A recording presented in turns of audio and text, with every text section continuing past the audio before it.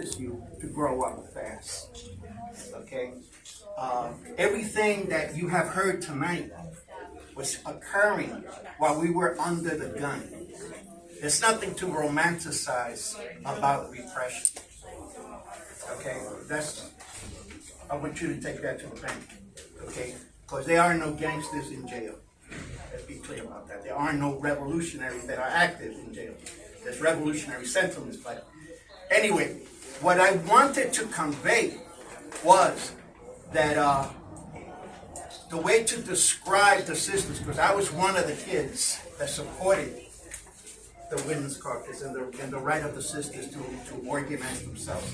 And we had some roughnecks that were opposing the women sisters organizing themselves. They weren't just intellectually opposing it. They were hostile. Okay? And they were twisting revolutionary definitions. It's nothing new. We all know and have heard about opportunity. Okay? How they will take an idea that's correct and then use it to screw you. Okay? Well, that's what was going on. But what's important to learn about that experience was that the women's question, when it was debated and struggled with internally, it served as a can opener. And what do I mean by that? We were introduced to something that is lacking and discouraged in this society, and that is critical thinking.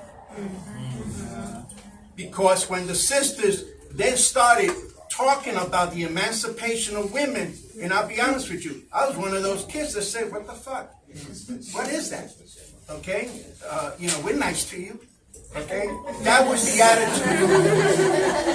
That was the attitude of the men. But what's important to understand is that we were traveling through uncharted waters. It wasn't a question of malice, because malice was not in the equation.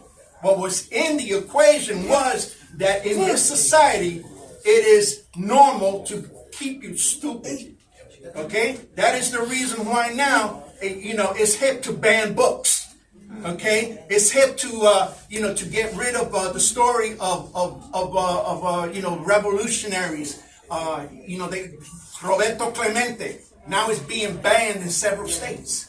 Okay, the sister who didn't want to sit in the back of the bus. I was mind blown the other night when I learned about that. That in Florida, her story has been banned. When the sisters decided to fight for the women's caucus and decided to get that funky ass point in the 13-point program, the level of critical thinking in the organization excelled.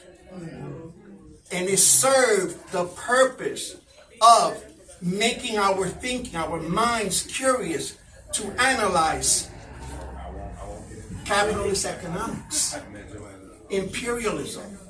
What are those terms? How does that function? Homophobia. Okay? And y'all know that it was hip to say faggot all the time.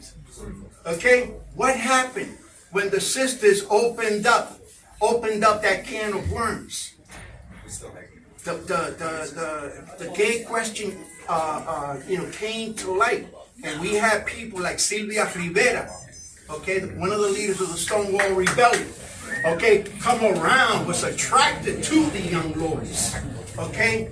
The salsa musicians, they became attracted because they were going through their own dilemma of racism, because Puerto Rican music was deemed savage. It was deemed as nigger music, okay? So there was like it was banned on the radio, So what the sisters did was they elevated the thinking level of the organization. And I got to say this because I say it everywhere.